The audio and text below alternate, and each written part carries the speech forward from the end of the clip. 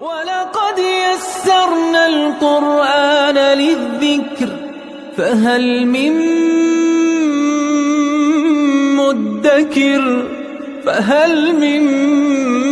مُدَّكِرٍ اعوذ باللہ من الشیطان الرجیم بسم اللہ الرحمن الرحیم الحمد للہ رب العالمین وصلی اللہ علی سیدنا و نبینا ابی القاسم المصطفى محمد وعلى آلہ الطیبین الطاہرین المعصومین اما بعد اعوذ باللہ من الشیطان الرجیم ومن احسن دینا ممن اسلم وجہہ للہ وهو محسن واتبع ملة إبراهيم حنيفا واتخذ الله إبراهيم خليلا صدق الله العلی العظیم۔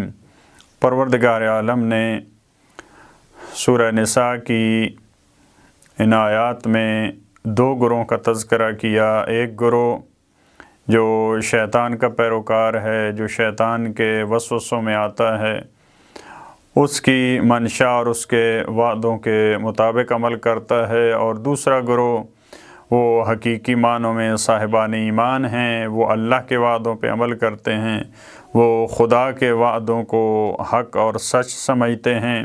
پھر پروردگار عالم نے ایک اصول بیان کیا کہ آپ لوگوں کی غلط آرزوئیں ہوں یا اہل کتاب کی غلط آرزوئیں، اس پہ عمل نہیں ہو سکتا۔ رسول خدا اس کے مطابق عمل نہیں کریں گے، رسول اللہ اور ان کا خدا وہ اس کے مطابق عمل نہیں کریں گے۔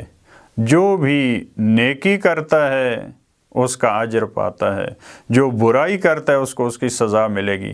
البتہ نیکی کرنے کے لیے صاحبان ایمان ہونا شرط ہے۔ صاحب ایمان ہو، چاہے وہ مرد ہو عورت ہو، اس میں کوئی فرق نہیں ہے۔ پھر آیت نمبر 125 میں فرمایا وَمَنْ أَحْسَنُ دِينًا، کون بہتر ہے دین کے لحاظ سے، ممن اسلم وجہہ للہ، اس شخص سے جو اپنے آپ کو اللہ کے سامنے سر تسلیم خم کر دیتا ہے، جو اپنے آپ کو اللہ کے سامنے جھکا دیتا ہے۔ سب سے اچھا دیندار قرآن کریم کی روح سے وہ کون ہے؟ یہ قرآن نے بتایا، اس کی پہلی خصوصیت یہ ہے ممن اسلم وجہہ للہ۔ البتہ وہ پورے کا پورا خدا کے سامنے سر تسلیم خم ہوتا ہے، اس کا پورا وجود۔ لیکن وجہ جو کہا ہے، جس کا چہرہ، کیونکہ چہرہ ایک بنیادی اور مرکزی چیز ہے انسان کے بدن میں، جو احساسات کا مرکز ہے، جہاں سے انسان سمجھ سکتا ہے کسی دوسرے کو کہ وہ پریشان ہے، وہ میری بات کو قبول کر رہا ہے، قبول نہیں کر رہا۔ تو اس وجہ سے قرآن کریم نے جہاں پہ خدا کے سامنے جھکنے کی بات کی ہے، وہاں پہ اسلم وجہہ للہ کہا ہے۔ یعنی لیکن اس کا مطلب یہ ہے کہ انسان اپنے پورے وجود کے ساتھ سر تسلیم خم ہو، خدا کے سامنے اپنے آپ کو جھکا دے۔ وَهُوَ مُحْسِنٌ، اور وہ اچھا کرنے والا ہو، وہ اچھائی انجام دینے والا ہو، وہ مسیء نہ ہو، وہ محسن ہو، وہ ہر کام کو احسن انداز میں انجام دینے والا ہو۔ وَاتَّبَعَ مِلَّةَ إِبْرَاهِيمَ حَنِيفًا، اور وہ انسان ابراہیم حنیف کی جو ان کا آئین ہے، جو ان کی روش ہے، جو ان کا دین ہے، اس کا پیروکار ہو۔ حالانکہ یہاں پہ ختمی مرتبت کے زمانے کے افراد اور جو مخالفین مومنین وہ مراد تھے، یہاں اس آیت میں اور کئی آیات میں جب خالص دین کی بات آئی ہے تو قرآن کریم نے اس کو حضرت ابراہیم کی طرف نسبت دی ہے، دین ابراہیم، ملت ابراہیم، کیونکہ حضرت ابراہیم وہ قہرمان توحید ہیں۔ پروردگار عالم ان کا مقام اور ان کی عظمت بتانا چاہتا ہے انسانوں کو، لہٰذا ان کی طرف نسبت دی ہے۔ اور ایک یہ بھی کیونکہ سب ادیان وہ حضرت ابراہیم کو ایک خاص احترام کی نگاہ سے دیکھتے تھے، حتیٰ کہ کفار و مشرکین مکہ ان میں بھی ایک خاص مقام تھا حضرت ابراہیم کا۔ لہذا قرآن کریم نے کہا کہ ان کا آئین تھا وہ حنیف تھا، وہ حق کی طرف مائل تھے، وہ بت پرست نہیں تھے، وہ فطری دین تھا، وہ خدا کے سامنے جھکنے والے تھے۔ وَاتَّخَذَ اللَّهُ إِبْرَاهِيمَ خَلِيلًا، اور وہ ابراہیم کون، اب ان کا مقام بیان کیا۔ وہ وہی شخصیت تھے جن کو پروردگار عالم نے مقام خلت عطا کیا۔ لوگوں کی دوستی، عام افراد کی دوستی، ان کو ولی بنانا یہ اہم نہیں ہے۔ غلط افراد کو، طاغوت کو، ان کی ولایت میں آ جانا، یہ بعض افراد اپنے لیے اعزاز سمجھتے ہیں، لیکن پروردگار عالم نے متوجہ کیا انسانوں کو کہ حضرت ابراہیم کو اللہ نے مقام خلت عطا کیا، وہ اللہ کے دوست تھے۔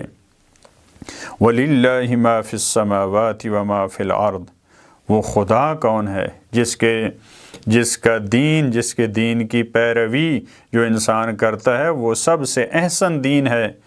وہ کون سی ذات ہے جس نے یہ دین بھیجا ہے، جس کی پیروی، جس کے وعدوں پہ عمل کر کے آپ ایک اچھے دیندار بن سکتے، وہ اللہ کون ہے؟ وَلِلَّهِ مَا فِي السَّمَاوَاتِ وَمَا فِي الْأَرْضِ، وہ اللہ ہے جس کے لیے جو کچھ آسمانوں میں ہے، جو کچھ زمینوں میں ہے، سب اسی کی ملکیت ہے، سب اسی کے سامنے جھکنے والے ہیں۔ فقط اے انسان تم نہیں جھکتے اس کے سامنے، یا اے انسان تم ایسے ہو جو کبھی خدا کے سامنے نہیں جھکتے ہو، تم خدا کی مخالفت کرتے ہو، لیکن تمہارے خلاف جو زمینوں میں ہے، جو آسمان میں ہے، سب کے سب وہ ساری چیزیں خدا کے سامنے جھکتی نظر آتی ہیں۔ وَكَانَ اللَّهُ بِكُلِّ شَيْءٍ مُحِيطًا، اور اللہ ہر چیز پر احاطہ کیے ہوئے ہے، اس کی نظر سے کوئی چیز اوجھل نہیں ہے، چاہے وہ 7 آسمانوں میں ہو، چاہے وہ 7 زمینوں میں ہو، چاہے وہ رات کی تاریکیوں میں ہو، چاہے وہ پانیوں میں ہو، کہیں پہ کوئی مخلوق وہ پروردگار عالم سے اوجھل نہیں ہے۔ لہٰذا پروردگار ہمیں توفیق دے جو ان آیات میں خداوند عالم نے معیار بتایا ہے احسن دین کا، اچھی دینداری کا، پروردگار عالم ہمیں اچھا دیندار بننے کی اور ملت ابراہیم پہ عمل کرنے کی پروردگار ہمیں توفیق عطا فرمائے۔ اللہم صلی علی محمد و آل محمد۔